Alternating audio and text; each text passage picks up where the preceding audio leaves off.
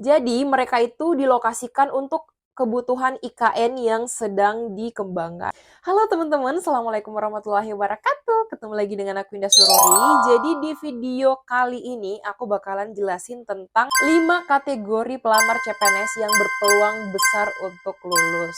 Oke teman-teman, jadi sebelumnya aku mau bilang kemarin tuh aku sempet gak mau bikin konten lagi karena memang ada beberapa komentar negatif yang mungkin gak sependapat dengan kita. Tapi di samping itu juga banyak banget komen-komen positif yang masuk. Jadi aku tetap bikin video pada hari ini. Jadi sesuai judul teman-teman, aku bakalan ngejelasin 5 kategori pelamar CPNS yang berpeluang besar untuk lulus. Jadi teman-teman, Menteri Pendayagunaan Aparatur Negara dan Reformasi Birokrasi Menpan RB melalui keputusan Menpan RB nomor 320 tahun 2024 resmi menetapkan 5 kategori pelamar yang memiliki peluang besar untuk lolos seleksi calon pegawai negeri sipil ataupun CPNS tahun ini. Jadi teman-teman, kelima kategori pelamar tersebut itu diberikan keistimewaan dalam penerimaan CPNS dalam ketetapan kebutuhan khusus. Yang pertama adalah lulusan terbaik atau predikat cum laude. Pelamar yang memiliki predikat dengan pujian ataupun cum laude memiliki peluang besar karena keistimewaan ini hanya diperuntukkan untuk lulusan terbaik dengan perguruan tinggi tertentu. Selain itu, pelamar cum laude juga hanya perlu memenuhi ambang batas tes intelijensia umum ataupun TIU sebesar 85 dan nilai kumulatif minimal 311. Pelamar dengan kategori ini tanpa persyaratan untuk tes wawasan kebangsaan ataupun TWK dan tes karakteristik pribadi ataupun TKP. Yang kedua adalah penyandang disabilitas. Kesempatan bagi penyandang disabilitas juga semakin terbuka dengan persyaratan khusus, di mana mereka hanya perlu mencapai nilai TIU sebesar 60 dan nilai kumulatif minimal 286.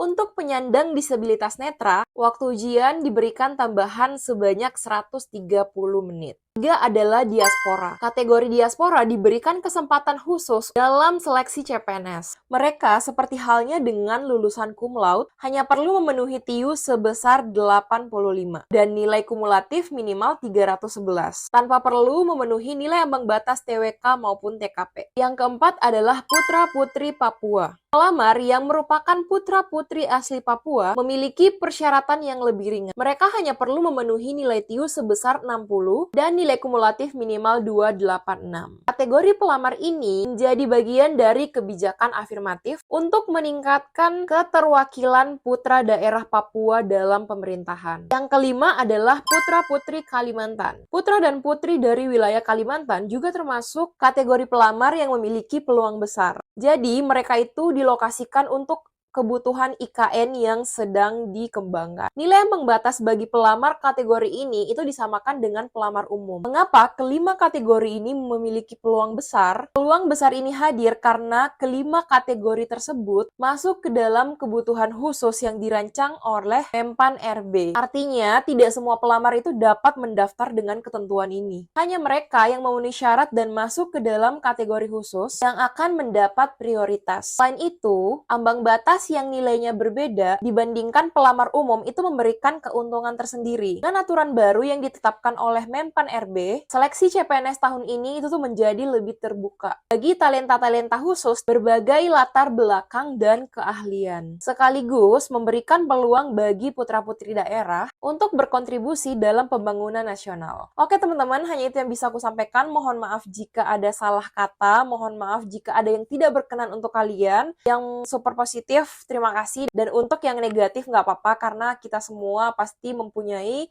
pendapat yang berbeda. Dan terima kasih sudah menonton. Assalamualaikum.